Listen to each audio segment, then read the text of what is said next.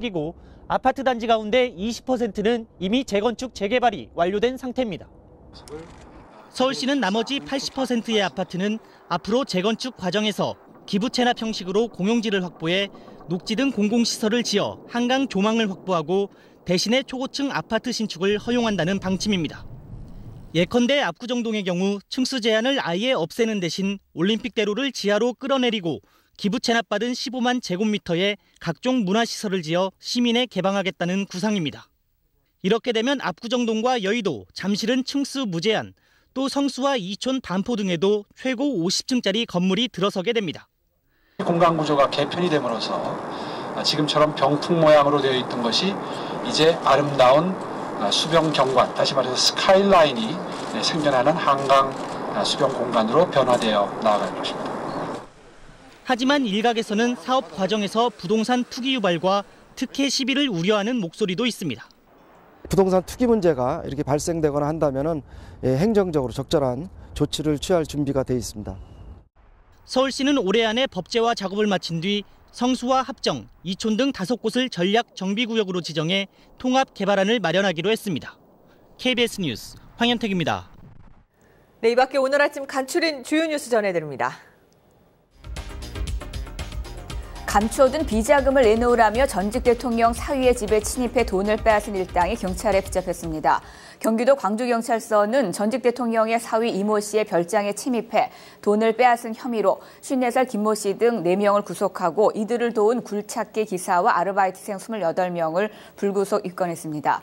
김 씨 등은 지난 11일 경기도 광주시 광동리의 이 씨의 집에 침입해 UN 국제금융 담당이라고 주장하며 집 안으로 들어갔다가 기대했던 벙커나 비자금이 없자 30여만 원을 빼앗은 혐의를 받고 있습니다. 금속노조 현대자동차 지부가 대의원 대회를 열어 결국 파업을 결의했습니다.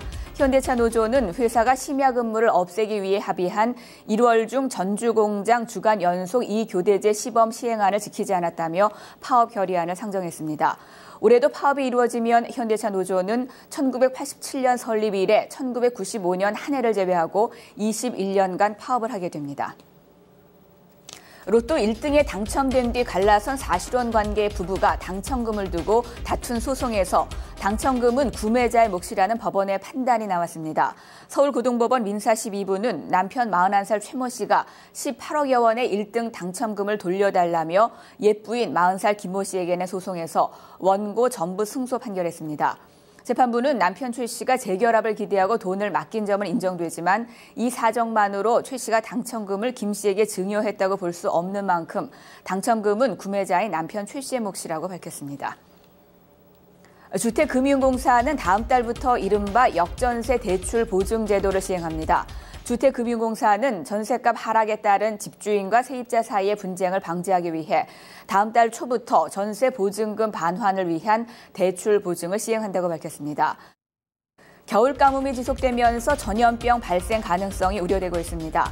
식약청과 질병관리본부는 가뭄으로 식수가 부족해지면서 식중독 발생 우려가 높아지고 있어 식수난을 겪고 있는 지역에서 오염된 지하수 등을 사용하지 말도록 당부했습니다. 보건당국은 특히 설 연휴 기간에 대규모 인구 이동과 집단 급식으로 집단 수인성 전염병 감염이 우려된다며 위생관리에 철저해 줄 것을 당부했습니다.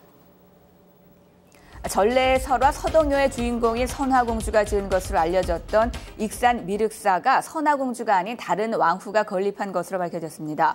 문화재청 국립문화재연구소는 국보 11호 미륵사지 석탑을 해체 보수하는 과정에서 국보급 금제 사료 등 유물 505점을 한꺼번에 발견했으며 미륵사를 백제 왕후가 창건한 것으로 확인됐다고 밝혔습니다. 삼국유사는 미륵사 창건 설화에서 백제 무왕이 서동요를 지어 신라 진평왕의 딸 선화공주와 결혼한 뒤 절을 창건했다고 기록돼 있지만 이제 수정이 불가피해졌습니다. 지금까지 뉴스클릭이었습니다.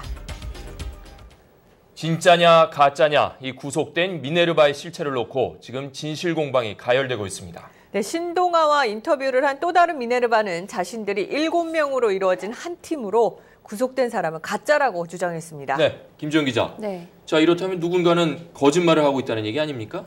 네, 지금으로서는 누가 거짓말을 하고 누가 미네르바다 이렇게 단정 지을 수는 없지만 누군가 거짓말을 하고 있는 것은 분명한 사실입니다. 네. 이 부분이 검찰이 밝혀야 할 대목인데요. 검찰은 그러나 신동아 보도에 대한 진위 규명에 소극적인 모습을 보이고 있습니다. 수사 계획이 없다며 선긋기에 나선 것인데요.